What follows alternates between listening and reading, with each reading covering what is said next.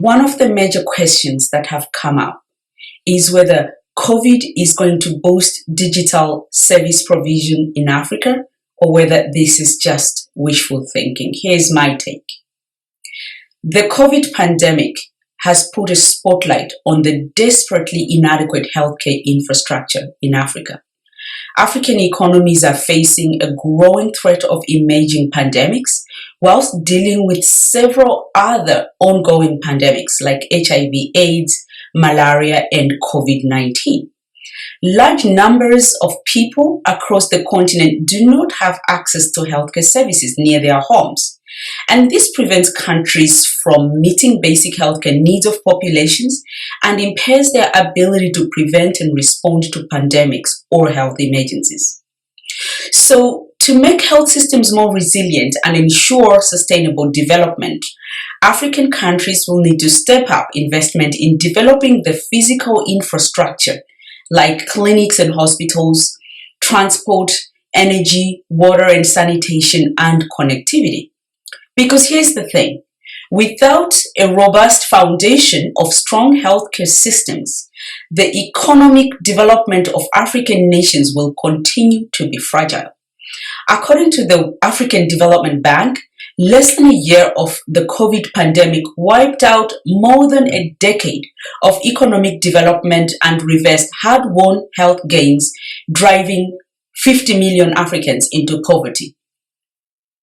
One way to plug the infrastructure gap in health and education is to harness the power of information and communication technologies, ICT, to reach more people using digital services to supplement what little is available. But just how big is the gap we're talking about?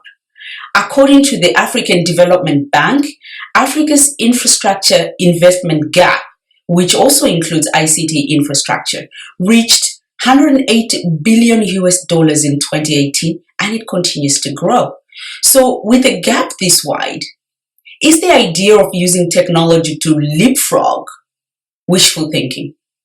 Yes, mobile phones connected millions of unbanked Africans to mobile money services, but connecting people to basic services like education and health requires much longer periods of connectivity than the transient ones that would be needed for mobile money services. For example, a child who needs to access the classroom or a mother accessing the clinic remotely needs to spend an extended period of time online, which requires a mobile device that is charged with electricity and access to the internet by having prices of data that they can afford. My next guest on Let's Talk About Health in Africa is Mr. Mkpe Abang, the Editor-in-Chief of IT and Telecom Digest in Lagos, Nigeria.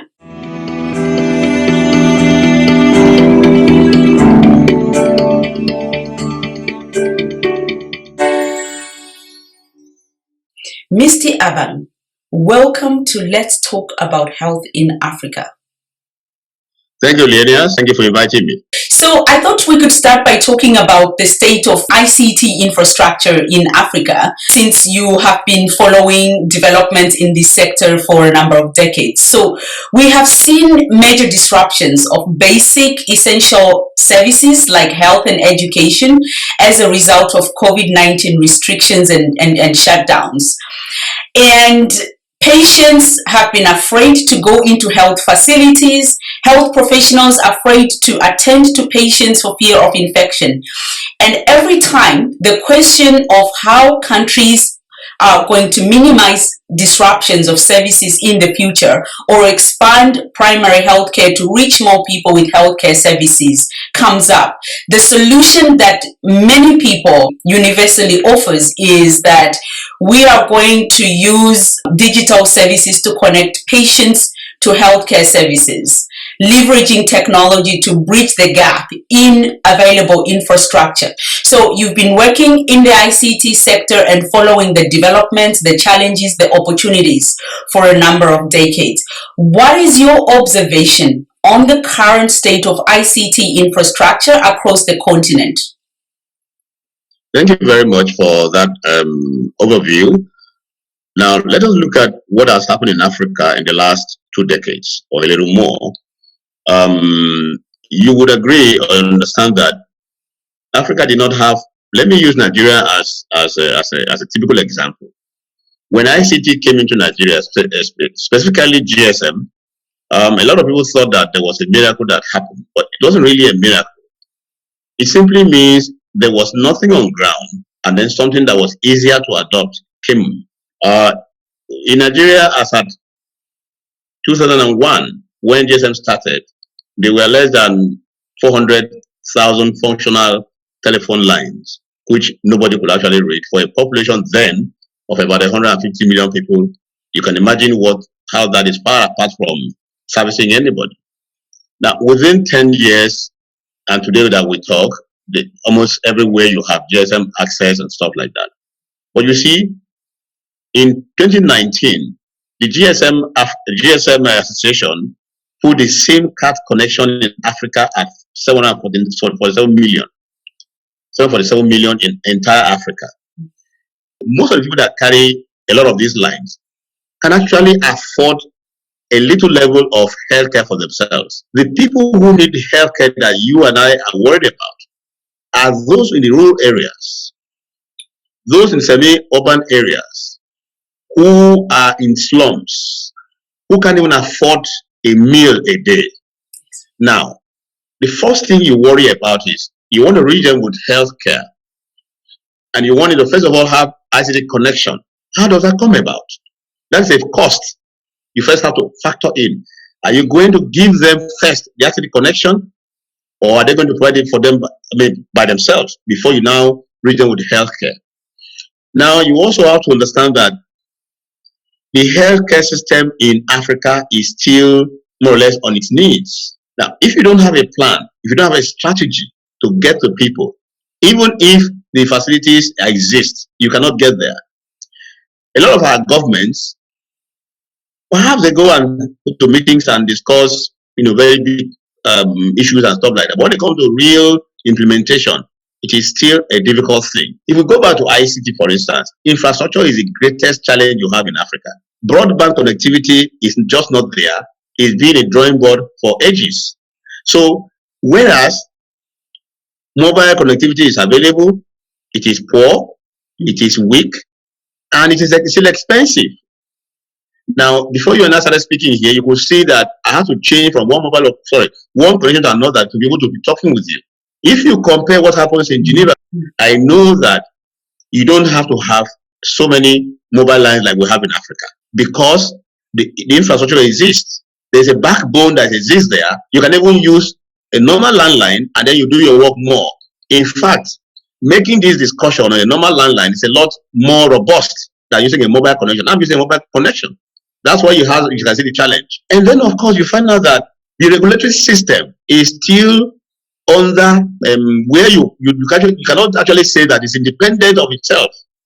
Where you have government itself breathing down a regulator in certain countries, then they cannot look at what will benefit the people, but what will benefit the government in power. Yes, of course, the issue of security comes in, but the point is, if your interest is the health of the people, you will be more interested in looking for infrastructure that reaches everywhere in the country, so that the least or the poorest people have access to this infrastructure. Today, I can tell you for sure that I'm sure you are familiar with South Africa. The infrastructure in South Africa is a lot more robust than you have in a place like Nigeria. Whereas we could have had the same situation. Now you have a population, the number of children that will get added to our population every year in Nigeria is about 7 million, or a little bit above that per year. If you add that every year and ask yourself, do we have plans to take care of these people, especially in the rural areas? Because a lot of people have more children. They reside in rural areas, are among the poorest of the poor. If we don't have a strategy to factor this into the children and then plan for them, even if you bring in infrastructure tomorrow, infrastructure on ground, you will still have the challenges. Then you ask yourself, what are the plans when we do our budgets every year? What is the budget for ICT? What's the budget for health? What's the budget for education? Because you don't have educated people, then you're going to have issues with health. If you don't have people who are informed, you have people who are illiterate, who are ignorant. Even if you give them medication, they will not know how to use them. Do we really have plans for our education system? So it is, for me, I'll call it a total plan, a total picture, a total movement. If we are going to do that, yes, COVID has come. We are all worried about, and we're thinking that, oh, ICT will help us to leapfrog and use it to be able to reach the poorest of the poor. But the point is that in a lot of the African countries, the worry now is even only more about how do they get vaccines to the people. These are not even enough in the West. Now, how do we get them? Are we going to get them for free? Or are we going to pay for them? If we even get them for free, how do we make sure they get ready to everybody? Do we have access? In a lot of the countries in Africa, there are no roads. And then you have the challenge of security. So there are things that will even impact and make sure that even if you have ICT infrastructure, which we don't have, even if we have, you will still have the challenges of making these things reaching those who actually need them. Yes.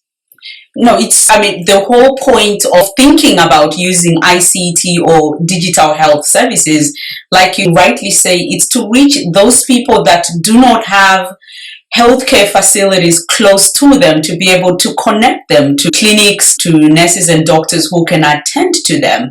But again, they have to have the mobile connectivity, and you're saying that the infrastructure is not far-reaching enough to reach those people in underserved communities, the exact people we want to target and to be able to reach. And of course, data is expensive. They would have to be able to pay for data to get online, to connect to a doctor or to the classroom. So is the expectation that African countries will be able to bypass some of the physical infrastructure gaps like clinics and hospitals using ICT to provide basic services like education and health realistic?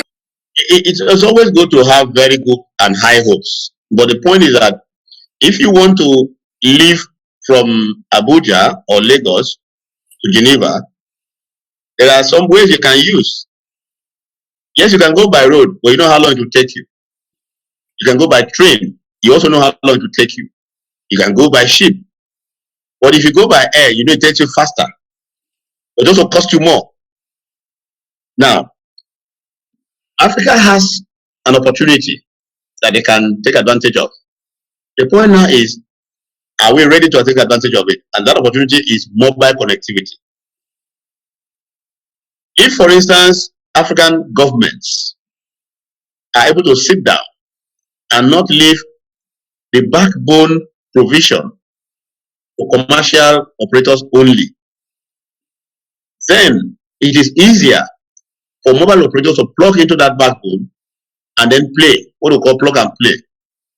But if the operators have to first provide the backbone in order to be able to ride on it to provide the services, it will take a longer time and it will be more expensive, which is what is happening now. Broadband is what we all need, but broadband cannot work when you don't have a backbone.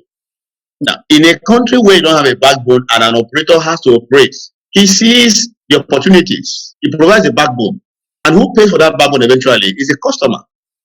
That's why the cost of internet in Africa is still very, very high. So if government can say they want to invest in backbone provision and allow the operators to plug into that backbone and then provide service, the cost of internet will come down. That's number one. And number two is that it will be easier for operators to even roll faster and reach to the greatest population and reach all the nooks and crannies of the continent. But insofar as we are trying to provide everything at a commercial cost, the end user is one that pays for it and it is more expensive. Now, if you are going to use, as I said earlier, if you're going to use X amount of money, let's say $2 to buy your connection, and then you are ill, you only need maybe 50 cents for the treatment, you can see that the cost for the treatment is very little, but the cost of connection is so high. And if you don't have the money for the connection, what happens? You lose the treatment. Now, to be able to allow people to have that access to the treatment using mobile connectivity or ICTs, governments in Africa must first ensure that there is backbone connectivity in all African countries and in all cities, not just in a few cities which people feel that They are more attractive because they have more population, and then it's easier for the operators to make money from them. That is still a commercial venture. Healthcare must not be seen as a commercial venture anywhere in the world. Healthcare is a service that the people deserve from each government. If African countries see it like that, then they have to look at the opportunities that the ICT sector provides for them to use it, to leverage on it, and provide healthcare to their people. This is possible, but only if there's a plan for that, there's a budget for that, and then there's a real movement to make sure that that happens. If we only talk about it, it will not happen. There has to be a plan. It's like traveling to anywhere. You have to have a plan. You have to have a ticket. You have to pay for that ticket. Then you keep to your time to fly and get there. So right now, the picture looks very rosy. It looks very attractive. But do we have a plan for it? I don't think there is a plan now on ground for that. That's my fear.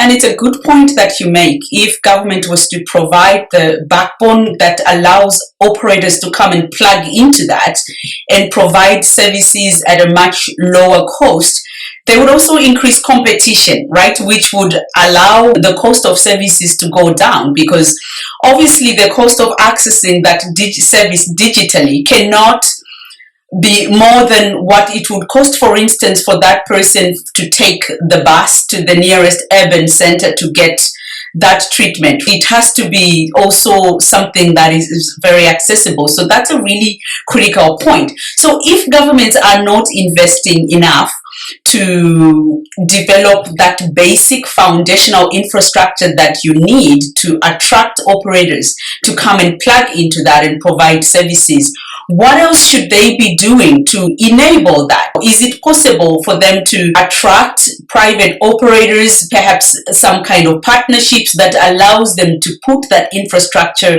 in place and create that framework that is needed to make this a possibility? Yes, they can actually attract private sector, which is actually what is happening now in many African countries, maybe in all of them. But that is where the cost remains high, because the private operator is not charity. The private operator gets resources, gets funding from a bank at a cost, at a very high cost. And then when he provides that service, provides the service at a commercial cost for a profit. And as I said earlier, who pays for that? It goes back to the end user. Now, if government sees this as an opportunity to give health care to its people, because a healthy people is a healthy nation. If you decide that, look, I need to invest this amount of money or resources into the healthcare system, you put it into building that backbone. It shouldn't be for private operators. If you attract private sector, yes, they are very excited to come in. Every business person sees every opportunity as an opportunity for him to make money. So when you invite them, they come in and know that they provide it. They make money from it. The government still has not done its basic responsibility. It has not played its role to the people. The government has a duty to actually budget, to invest in the health of the people. In doing that, even if they put in any amount of money, securing the people anywhere in the world is number one responsibility of government. You can't, for instance, leave the security of your people to chance, and then you say that you are a government. The same thing, if you have a country where there is famine, there is disease, there's poverty, the people who work in public and private sector to make sure that the GDP of the country goes up are healthy people. There are people who are healthy and they can sit down and think. But if everybody is sick, then you don't have a government. You don't have a system. So my number one advice would be that every government in Africa should actually take the healthcare sector as number one priority. And if they do that, they should invest any amount that is necessary to provide a backbone. It should not be left to commercial operators or private sector operators. Once they put that backbone, they will make even more money from the taxes they are going to tax the operators in the long run. Because certainly when the services are being used, operators pay what they call annual operating license to the government. And when you have a lot of people who are healthy, there also people be gainfully employed even in the operating companies. But when you don't have that backbone in place, I want to give you an example of what happens in Geneva. Without a backbone that is available there, you will not have a robust network. That backbone has been there for, at least a century, if not more. And it wasn't provided by private sector people. It was provided by government. The same thing happens if you go to the UK. The same thing if you go to the US and everywhere else in the world. No country that loves its people allows commercial people to decide what backbone is in place, even for security reasons. You now have that backbone because each operator will provide its own for its own use. And even if it leases it to another operator, it will even be at even a higher cost again. No matter how much a product costs, it is not the company that produces the product that pays for it. It is the buyer of that product. That is why it is not attractive when we talk about reaching the poorest of the poor, healthcare services in Africa. It's not going to be attractive. It's not attractive to the person who is in the rural area because the person will ask himself or herself, I haven't had a meal today and I'm going to pay X amount of money for an ICT service in order to receive this healthcare service. And then you are told that medication you are told to take, you are told to take them after a meal or along with a meal. The person has no meal and he has some amount of money which you can use for the meal. And if you divide it into 2 or 3, everything goes into the ICT sector. Then what is left for the healthcare? What's left for the meal? What does he do? He goes first for the meal. And then we all lose. So it goes back to government responsibility. So governments really have to step up and put that foundational infrastructure. That is the basic starting point. Otherwise, none of that is really possible. And then you will have issues of food security, energy security that comes into that, whether people can afford all of these different things that they need to get healthcare services. If countries are not investing in putting in place this basic infrastructure, the foundation that they need to provide those basic services digitally, could they leverage national resources? Nigeria has oil. Many countries have minerals, a wide range of minerals, gold, diamonds. Could those resources be leveraged to build this foundation, protecting African economies? I remember the African Union meeting that we had on vaccines for Africa, Mr. Donald Kaberuka saying that protecting health is no longer an optional thing for African governments. If they want to protect African economies, they have to protect health. So is there a case here to say that the infrastructure gap is too wide to be able to find the resources to put in place the basic, broadband infrastructure that allows us to reach the most underserved populations in our communities with digital health services? Let's look at the natural resources and use those to actually put that investment in place. Actually, every country has resources available to it. Now, how you use the resources is now your own responsibility. And every year, every country does a budget. What goes where? What is your priority?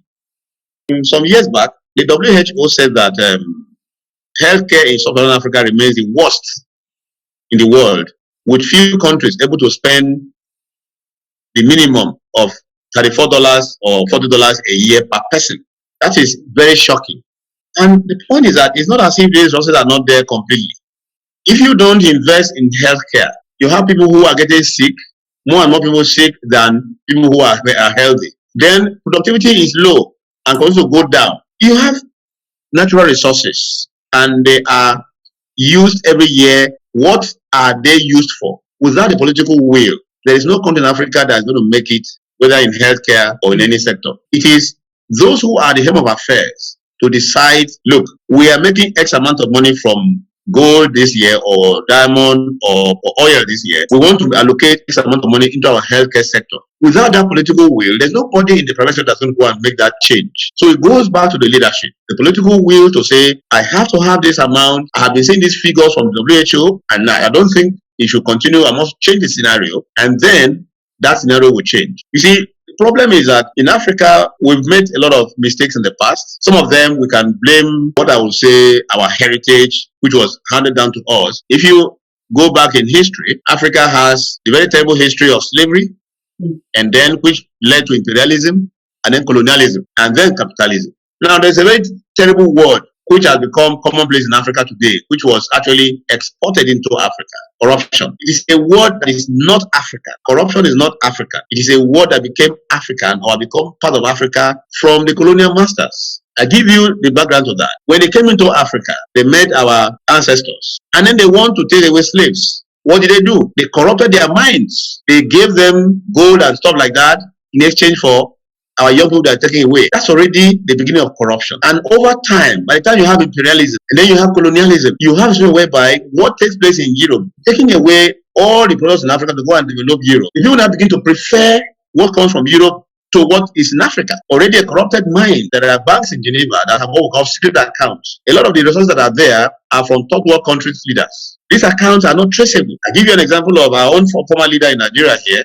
General Abacha, who the West has to return some amount of money that was actually stolen and kept there. This is what they told us was there. We don't know how much was actually there. All this goes down to what? Corruption. Now, when you have resources from a country and the country cannot use those resources the way it wants, and this same money goes back to go and sit in Europe, where the economy is already well made. The European economy is more than well made. It doesn't require any resources from us. But sadly, a lot of resources that come from Africa. We have refineries in Nigeria, for instance. We don't refine our petroleum, which is a very sad thing. We don't refine the crude. We have 4 refineries in Nigeria. We don't refine the crude. We actually should be exporting petroleum products and the crude at the same time. I come to Geneva almost two, three times a year. I'm always in Cape Town like this. I go to Germany. I go to everywhere in the world. The point is that makes you comfortable. It's your own identity. See, once you change your identity, start looking different, you are already beginning to take away your own personality. And then you are copying someone else. Then he tells you how to behave. And you behave that way, then you are that person, you're no longer yourself. One of the things we must do as Africa is, first of all, young people who have seen, they've gone everywhere, they are probably used to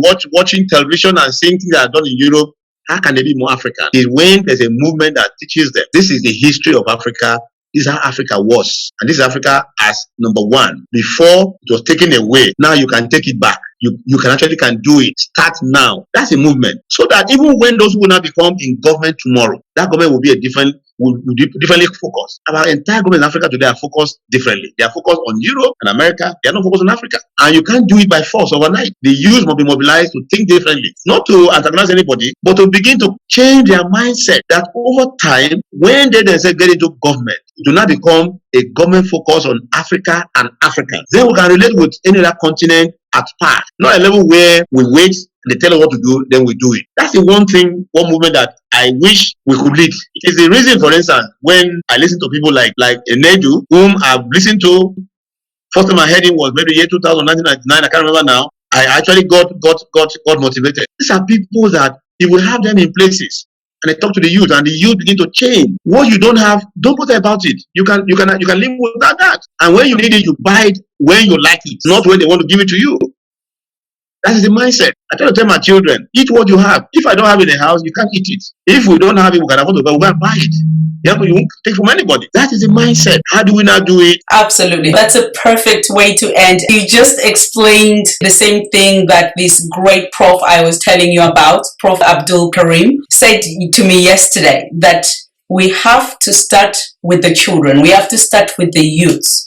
And we have to go back to our roots. And we have to teach them the value of our identity, the great things, and what we are giving up as individuals when we let go of those things. So it's a perfect way to end. Mr. Abang, it's a pleasure to have you on, and thank you so much for sharing your insights and your analysis. And to our audience, thank you so much for watching. Subscribe, like us, or simply send us your comments, including any other topics that you would like us to discuss on Let's Talk About Health in Africa. Thank you so much, Mr. Abang. Thank you, Lenias, for having me.